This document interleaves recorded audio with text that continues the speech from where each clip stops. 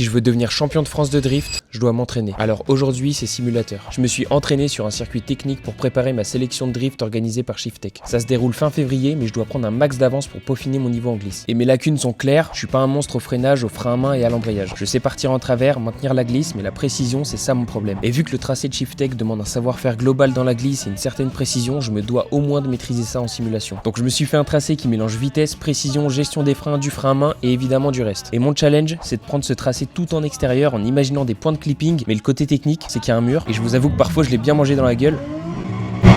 Mais vu que j'ai déjà les bases en glisse, c'était pas compliqué de reprendre vite mon aise, mais à la différence de la vraie vie, c'est qu'ici j'ai une marge d'erreur, un petit mur dans le cul de la voiture ça change rien, alors que dans la vraie vie, tu te doutes bien que c'est pas faisable. Donc le vrai défi c'était ce foutu mur, essayer de le coller le plus possible sans le toucher. Et après quelques minutes, un bon café, de la musique, et j'ai réussi à caler ce passage.